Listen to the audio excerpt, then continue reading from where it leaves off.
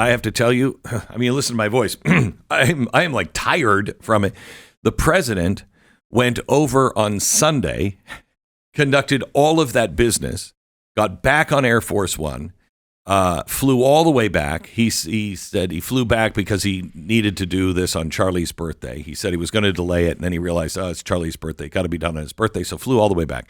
You know how much sleep he had in the 36 hours? No. 0. Everybody else on the plane had about an hour and a half, because if you're working for the president when he's up, you're up. And they were zombies. Everybody was zombies. And he was, I don't know how this guy does it. I mean, he doesn't take any drugs. He doesn't take, nothing non-natural goes into this guy's body. And I mean, there's certain products at McDonald's that do go down the go down the gullet. Yeah. Yes, you're right. Okay, you can't say that. Nothing.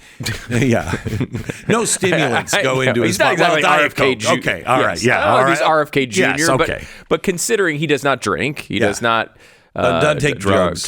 He's very much against that stuff. Yeah, very much. I mean, just good genetics, I think. The guy does not sleep. He just doesn't sleep. Is that concerning for long-term health? The guy's 79 years old. For everybody else, but he's been this his whole life. I mean, this is the way he's operated his whole life. So I don't think so. I think it's just the way he is. He just doesn't need very much sleep. But the guy is changing the world. I mean, you remember we were watching when he arrived in Egypt, and I said, I've never seen this before. I'll have to narrow this down for you because I say that several times a day now. But you know how they always, when the world leaders get together, they always stand on a stage. They get one shot. And once in a while, they'll stand on stage as they're assembling and they'll talk amongst themselves. But I've never seen a photo line with world leaders to take a picture one-on-one with the president. Okay, never seen that in my life. Okay. That's what was happening on Monday in Egypt. He was 2 hours late. Okay. And apparently, and I'm not going to divulge who, but apparently one person was upset and was like, I'm not waiting around for this. And yet they waited around for it.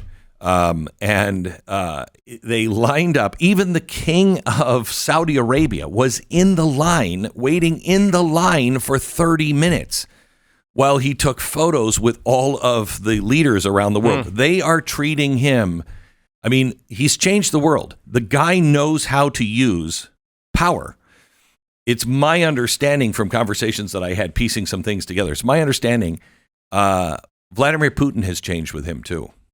Even Putin has noticed this is the guy who's kind of steering the world and is more deferential to Donald Trump. And I hope that's true. I hope that begins to play out with Ukraine. It's quite key to understand who you're speaking with, right? Like it's not always about what you want to say or what you want. It's about what the other person wants and what they understand.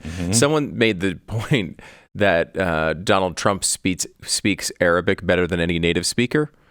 And I thought that was an interesting comment. It's like, it is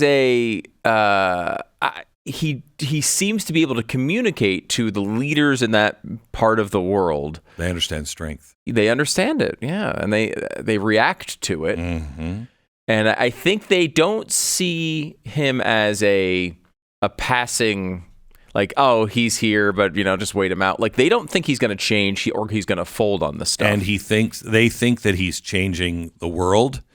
And everybody who follows him is going to follow in these footsteps. They don't think that this is just, he's got three more years left and then Kamala comes back. They don't think that.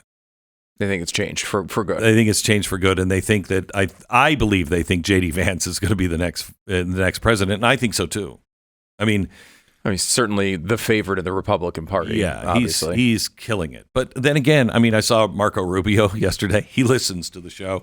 And his wife listens to every word of the show. And I'm like, I hope you've noticed that we really like what Marco's doing. I mean, the guy has, and I said to him, Marco, what happened? And he's like, what? And I said, we've always been a fan of yours. I mean, we interviewed him for the first time. Do you remember the first time we interviewed him when he was running for president, the very first time? Yeah. And we all got into a car. You, me, and Pat. We got into a car. And we did a video. We were like, "This guy is amazing. He's great." Yeah, really liked him. Right, really liked him. And then he kind of got into the Senate and was kind of, I don't know, hard to pin down. I don't know what happened to him. And he immediately said, "It's the president." And I said, "Nah, the president is leading, yes, but there's a change in you. You are just killing it, just killing it." Should we jump in here for one quick sidebar of the current odds to win the presidential election in 2028? Yeah. Okay, so first place, this is according to Kalshi, a 32% chance, J.D. Vance. A second place, 21% chance, Gavin Newsom. Oh, my gosh. Third place, I mean, again, this is a prediction market. It's what people believe is going to happen. There's a lot of, this isn't an official poll or anything. Mm-hmm. Third place, 7%, Alexandria Ocasio-Cortez. In third place. Comically, fourth place is also with 7%, actually, is Donald J. Trump. You may have heard of him. He's currently the president of the United States. So that would be an interesting constitutional amendment would need to occur for that to happen. Mm-hmm. Then you have Pete Buttigieg, Marco Rubio at 4%, Josh Shapiro, Kamala Harris, Wes Moore of Maryland, Gretchen Whitmer of Michigan, Andy Beshear, Kentucky. Okay, so it's Jamie way Pritzker, too early. 3%. It's way too early. Glenn Youngkin, 2%. I'm looking at any of the Republicans. Oh, I thought Glenn Youngkin. I thought you were going to say Glenn Beck, because then that would start to make sense. Everybody's that's putting their money down is insane. Yeah, again, I would not be betting on that market right now. No, I would not either. But I mean, he is on top of it, and honestly, we're going to need somebody who operates like Donald Trump and can keep the republic. Keep the Constitution, because we're going to head for some really very difficult times. But anyway, back to the Charlie Kirk thing. It was very, very nice. Erika is, really gaining her voice. Only towards the end was she really kind of breaking down, but she was very good. The president was so gracious yesterday with everybody. I mean, he is really an amazing man. But it's funny because I have a picture of the two of us by the Oval, outside of the Oval. You open up the Oval office door and you walk out. Yeah, there it is. I have a picture of us, and he's right there. He's pointing to the Rose Garden. And I said, the worst thing that I think anybody's done to a first lady was done to Melania. I said, they did so many bad things, but one of them is this Rose Garden. I said, if I'm not mistaken, she just took Jackie O's exact plans and redid them. And he said, yes. And I said, I can't believe how dishonest the press is. They just want to destroy you, and they'll go after your wife on that. It's restoring the Jackie O plan. And in their press coverage, they were like, it's offensive. Jackie O would be, no, she would be happy. It was her plan. Anyway, he said, yeah, I'm going to pave over this.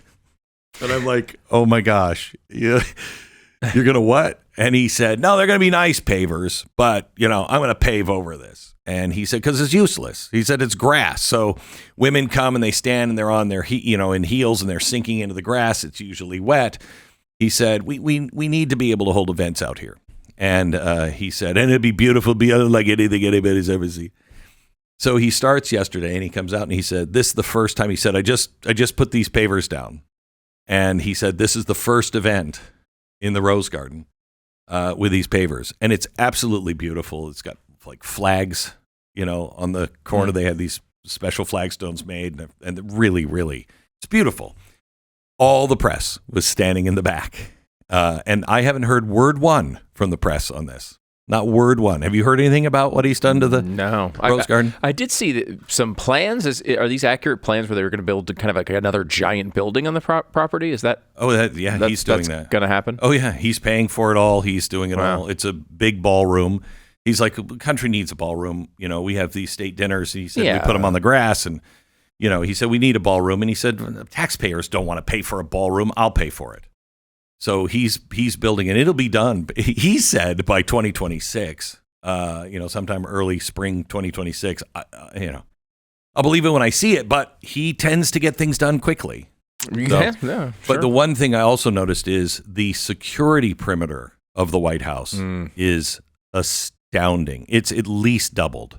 Now you don't go into that park. You can go into the park, but you can only go in certain places in the park. But I think they're moving the perimeter for security perimeter at least a block around it, all the way around.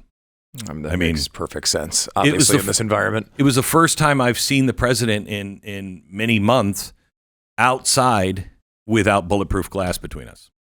I mean, he stood outside, trees in the area, buildings in the area, and he was safe outside. And it must be weird to live in that kind of bubble, but it was amazing. It was amazing. They're really doing a good job. And the entire ceremony, the guy just knows. I mean, he's just a showman. He just knows how to do things like this. Except somebody had hijacked. I mean, I think he had hijacked the music. Like 10 minutes before he comes out, it's like ABBA, Dancing Queen, is playing the Rose Garden. It was a little, but then it stopped, and you could tell when he actually picked the music, and I can guarantee you he picked it. Oh, and remember I told you last time I was in the White House, I told you that he had selected all of these paintings of all of the presidents, and he put them strategically. And when I was with him last, he said, I don't know what to do with this guy. And he had up in the hallway, kind of stuffed in a corner of the residence, the painting of Eisenhower. And I said, Eisenhower was the one who warned about everything you're dealing with right now. I said, go back and read the military industrial complex speech. He talks about education and science and everything else. I said, he should be in your walk, because he said, I put all of the paintings down strategically, so when I turn a corner, I see a face of somebody, and it reminds me, don't forget the lesson from him. Now you come down out of the residence and you turn that first corner, and he's moved the picture of Eisenhower. So the first president that he sees as he comes down the stairs is Eisenhower. It's pretty cool. It's interesting. Do you think people see Donald Trump as a guy who thinks that way? That's what they miss. That's what they miss. He's really strategic in everything he does. I mean, he really knows choose your thoughts. And so he's always, you come down the stairs and he's looking at Abraham Lincoln. He turns that corner and he's now looking at Eisenhower. Every time he turns a corner, there's a Ronald Reagan. There's George Washington. He's always turning the corners and looking at people to remind him. He's a very thoughtful guy, really thoughtful, because he knows choose your thoughts, and that will move your life forward in that direction. Seems to have a more complete understanding of history now, too. Would you say in the second term? Oh my gosh. You remember that first term, obviously, business guy, and he didn't know at that point, probably. No, his learning curve is almost straight up. The guy doesn't sleep. So I was talking to, I think, Ambassador Crowley, and she said that she walked in, in the middle of the night. Everybody's trying to get some shut eye, and she said he's in his office with stacks of books and papers, and he's just digesting all of this stuff. She said he's up all night just reading and getting stuff done. It's remarkable.